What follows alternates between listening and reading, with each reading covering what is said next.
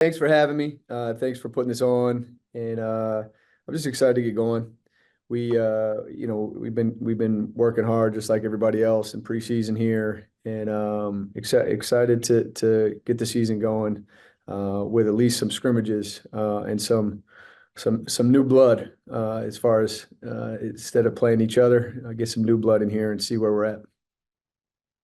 We'll open it up now for questions from our media. We'll start it off with Shane Metlin. Hey, Sean.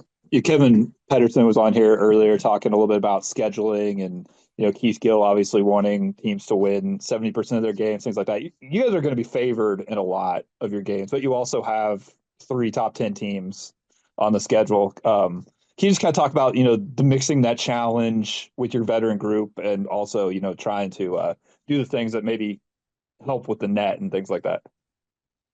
Well, yeah, we set out this year.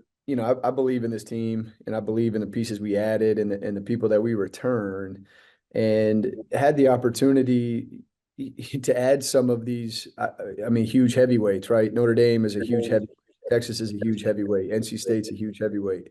Not to mention like the Villanovas, the Floridas, the VC, the East Carolinas.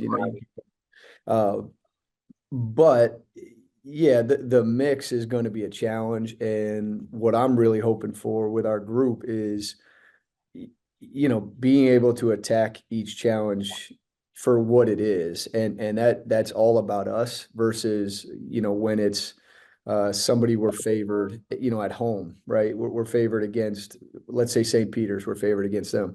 Shouldn't affect how we play. And, the heavyweights, so to speak, are really designed to, whether we win or lose, whether we can make a run at Notre Dame, it's designed for us to be prepared for the Sun Belt. And that's the whole thing. That's what we're trying to do here is that, we're trying to win the league just like everybody else. And we failed at that goal last year. And this group is hungry for that.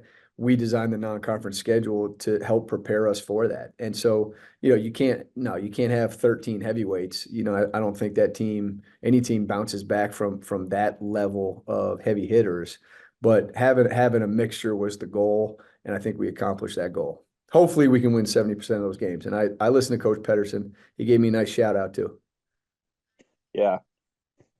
Pretending to like you a little bit, but I don't know why. I don't know why. yeah. Is it fair to say that you probably scheduled differently, maybe based on what you have coming back or who you bring in? Like, you obviously play a tough schedule all the time, but to do what you did this year, would you have done that maybe with the roster you had 2 years ago, say? No, I wouldn't have. And it's a good question because when we were coming off of that rough season, our last season in the CAA where we couldn't play in the postseason, that team needed confidence. And so we scheduled lighter. Now it was still, to your point, we still had some really tough ones, but we scheduled lighter. I mean, I don't recall in my 9 years having three top 10 teams. One every once in a while, sure, but I don't believe ever three. So uh, that team in 22-23 I don't think wasn't ready for this. And went through you could tell, I remember the 21-22 season when we lost to Maryland at home, they had a tough time bouncing back from that in that season. So to your point, yeah, I think this team has a strong enough core and strong enough leadership where you would hope you can come away with a win here, all right? And if you can't, be able to have the maturity enough to learn from whatever Notre Dame exposed or Texas exposed in us. And that is the whole goal. Yeah, last one for me. We've talked about Susha and the things that she's added to her game here in the off season. Just wanted to ask a little about some of the other returners. Peyton, any of them. Rowe's not a returner, but somebody you've seen play. Could be Olivia, Anna, anybody. Like, who else has like kind of maybe made a jump, or we'll see something different from them. Just that they've added to their game in the off season. Yeah, sure. And I'll color in some Susha because you know that you're around here, but Susha had the one of the bigger transformations I've ever seen, being able to really work on her perimeter game and shooting the three, able to drive it. and just having the savvy to play on the perimeter and guard on the perimeter. And that's something she really wanted to do. And I was okay with her doing because I think it only makes her more dangerous. So that's one. Peyton had a transformation, and nothing as drastic as Susha, but I think her body, her fitness looks much better. Her health is much better.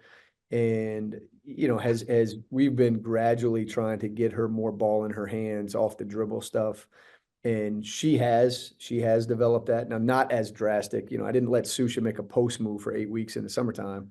That's how serious we were about her perimeter game. But Peyton and I obviously let shoot threes throughout the summer. So I've been really, really pleased with Peyton's progress.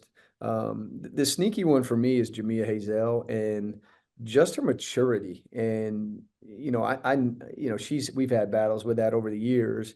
But, you know, you talk about somebody that's played more minutes for me than anybody. Obviously with the COVID year going into your 5th year, she's really, her maturity, what she says to our team in practice is what I've been saying for 4 years, and she's finally really grabbing hold of that. So she's also done a great job. Rose Scott is should be mentioned too. Ro has had bumps in her career and battles and demons, maybe you want to call it, right? And she's worked on that. And we still have, me and her have growth to manage through, just because it's a new relationship. But I've been extremely pleased with her mentality and her how she sees things, and really, really smart, high IQ, obviously can score, and is buying into, buying into winning and what it takes to winning. And part of that's playing defense, and part of that's not leaking out and going to get a rebound, and, being a great teammate. So she's really buying into that stuff. So I know for people that know Rose Scott, that's something that is worth mentioning. And so I'm going to throw one more in there, Shane, because you asked, and sorry, I'm pushing my 7 minutes here, but Ashanti Barnes, I think will have a wonderful year for us, and has really clicked as far as how good she can be. All right. Thanks, Shane. And let's jump over to Rob Knox. Hey, Coach, how are you? Hey, Rob. Hey, man. So I have 2 questions. One, I'm obviously familiar with your program because I used to work at Towson back in the day when you were in the CAA.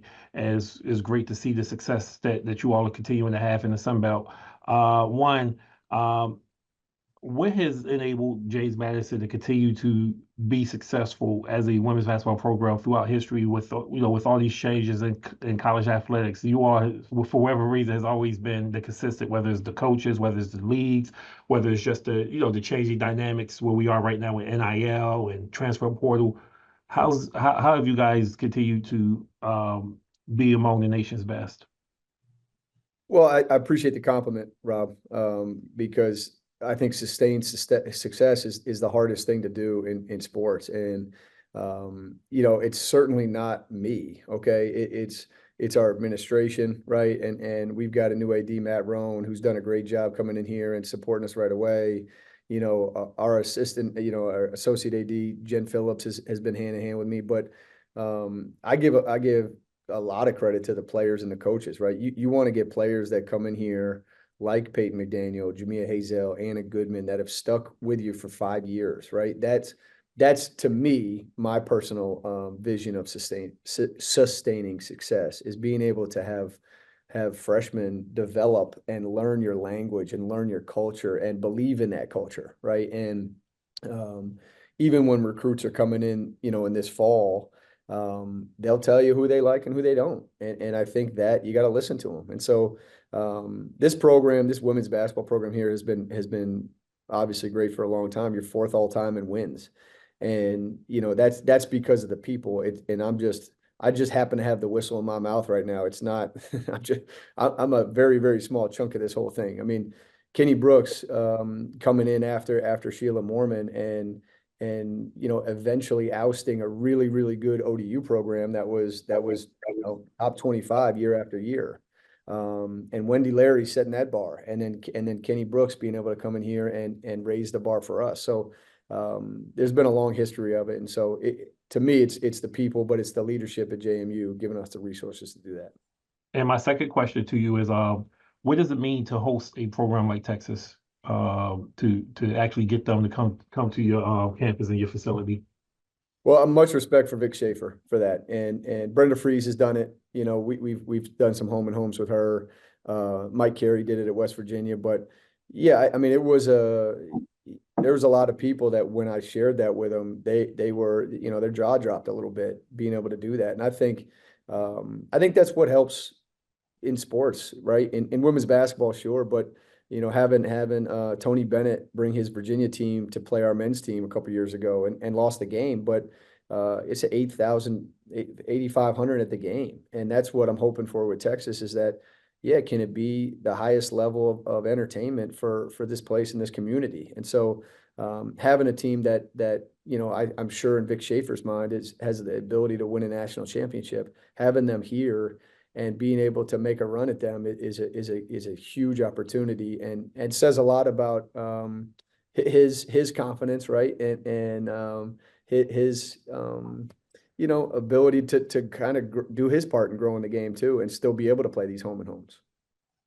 So this is a home for you. You guys went down there last year, or you guys are going down there next year? We got to go there next year. So Okay.